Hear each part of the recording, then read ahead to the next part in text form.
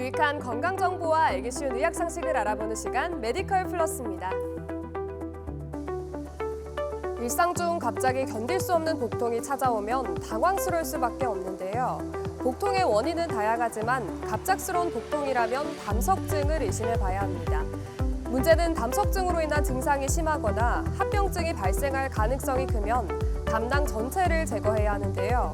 오늘 첫 번째 주제는 담낭절제술의 치료 방법입니다. 쓸개라 불리는 담낭은 간에서 나온 담즙을 농축한 뒤 일시적으로 저장했다가 내보내는 역할을 하는 소화기관인데요.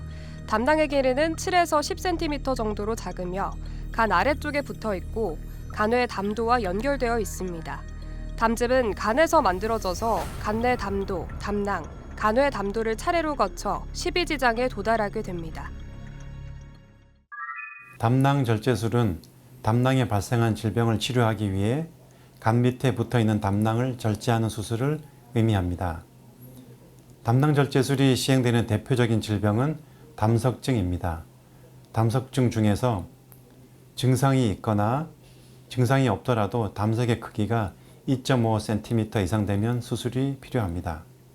그 밖에 담낭 용종이나 급성 및 만성 담낭염 또는 담낭벽이 두꺼워져 종양의 시작이 의심되는 경우에도 시행됩니다. 마지막으로 담낭암일 때도 담낭절제술이 당연히 필요합니다. 일상생활 중 갑작스럽게 견딜 수 없는 복통이 찾아오면 당황스러울 수 있는데요. 복통의 원인은 다양하지만 갑작스러운 복통이 나타났을 때는 대표적으로 담석증을 의심해 볼 수 있습니다. 담석증은 담낭이나 담관에 돌이 생기는 질환인데요. 담석증은 증상이 없을 경우 모르고 지나치기 쉽고 대부분 우연히 발견됩니다. 먼저 담석증에 대해 살펴보면 그 원인은 여러 가지가 있습니다.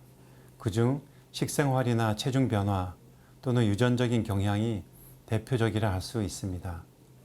담낭 용종은 그 종류에 따라 발생 원인이 다를 수 있는데 식습관이나 유전적 소인 등이 원인이 됩니다. 담낭암도 유사한 맥락으로 이해하시면 되겠습니다. 담낭의 결석이나 기타 다른 원인으로 담낭의 출구가 막히면 급성 및 만성 담낭염이 발생할 수 있습니다. 담석이나 염증이 반복되면 심한 복통, 소화불량, 황달, 심지어 췌장염 등의 합병증을 유발할 수 있어 수술이 필요한데요. 특히 만성염증으로 진행하기 전 조기 수술이 예후를 좋게 합니다. 건강보험공단 자료에 따르면 한 해 담낭절제술을 받는 환자는 9만 명이었는데요. 10년 전 6만 명 정도 받았던 것에 비하면 50%가량 증가한 수치입니다. 담낭은 복부 안 깊은 곳에 있어 간 밑에 주변 혈관과 복잡하게 얽혀 있기에 간 손상을 최소화하면서 담낭 주변을 절개해야 하는데요. 즉 수술 시 상당한 정밀성이 요구됩니다. 담낭절제술은 기본적으로 복강경 수술로 시행되는데 우리나라에서 복강경 수술이 시작된 것은 30년이 넘었습니다. 요즘에는 로봇을 이용한 복강경 수술도 많이 시행되고 있습니다. 담낭의 염증이 아주 심하거나 담낭암인 경우에는 개복 수술이 필요한 때도 있습니다. 복강경 수술과 로봇 수술 모두 전신 마취가 필요합니다. 담낭이 위치한 부위는 복부 깊숙한 곳에 있어 마취 없이 수술을 진행하면 통증과 움직임 때문에 안전한 수술이 어려운데요. 또한 복부에 이산화탄소를 주입해 시야를 확보하는데 이는 호흡과 순환에 영향을 주기 때문에 마취 관리가 필수입니다. 복강경 수술은 개복 수술에 비해 수술 창상이 현저히 작기 때문에 수술 후 통증과 미용 면에서 획기적인 장점이 있습니다. 이로 인해서 다른 수술 후 합병증이 발생할 가능성도 떨어지고 퇴원과 일상생활로의 복귀도 빨라지게 됩니다. 복강경 수술은 건강보험이 적용되기 때문에 비용도 많이 들지 않습니다. 다만 복강경 수술은 수술 중에 복강 내에 이산화탄소를 주입하여 수술하기 때문에 심폐 기능에 일시적인 장애를 초래할 수도 있어서 중대한 폐질환이나 심장질환이 있는 경우에는 복강경 수술을 받을 수 없습니다.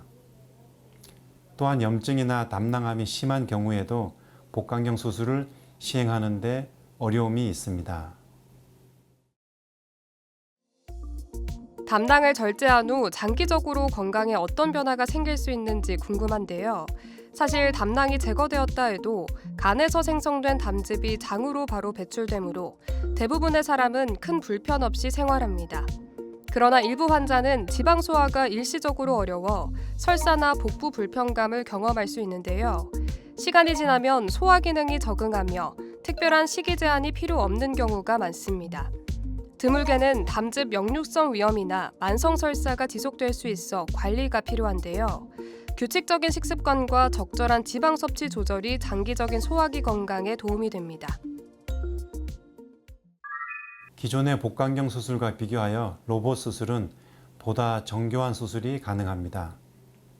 또한 수술 상처가 아래쪽 배에 위치하기 때문에 미용적인 면에서 장점이 있고 수술 후 통증이 다소 줄어든다는 장점도 있습니다.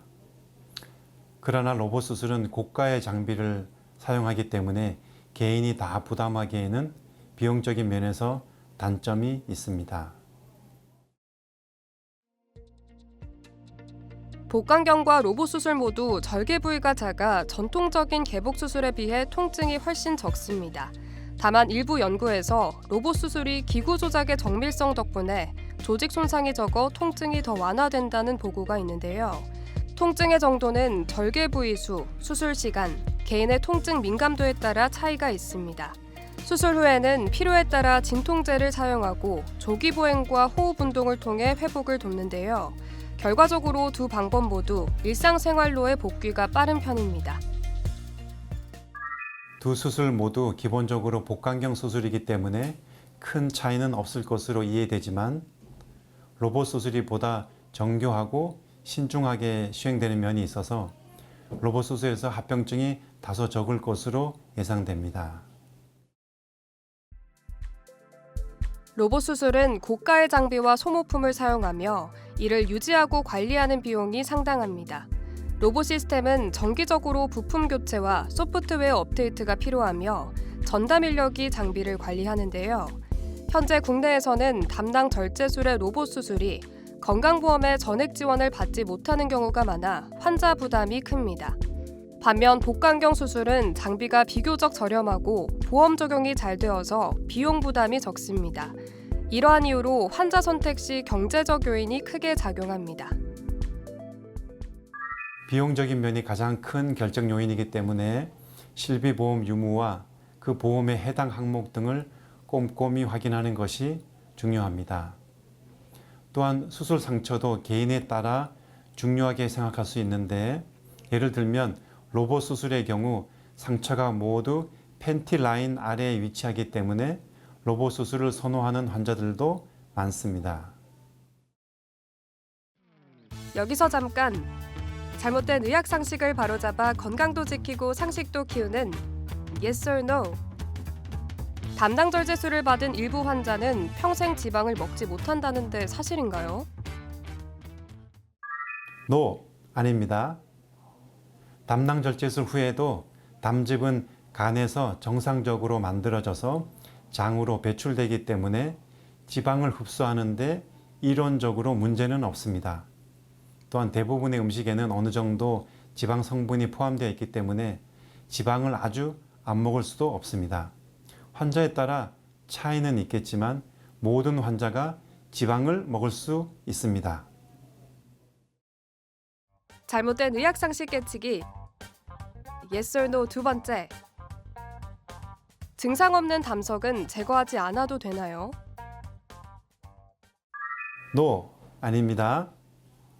일반적으로 담석에 결석이 있어도 증상이 없으면 수술하지 않아도 됩니다.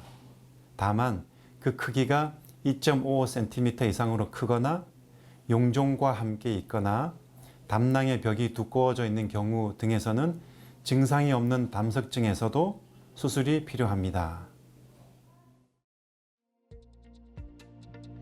담낭을 절제한 초기에는 부드럽고 소화가 잘 되는 음식을 소량씩 자주 섭취하는 것이 좋습니다. 또한 과음이나 과식을 피하고 규칙적인 식사 습관을 유지해야 되는데요. 장기적으로는 대부분의 환자가 정상적인 식단을 소화할 수 있지만 건강한 식습관을 지속하는 것이 소화기 건강에 이롭습니다. 복강경 수술과 로봇 수술 모두 안전하고 큰 고통 없이 치료할 수 있는 방법이기 때문에 편하게 선택하시면 됩니다. 다만 실비보험이 있고 수술 상처의 위치나 통증을 중요하게 생각하는 분이라면 로봇 수술이 조금이라도 도움이 될 것입니다.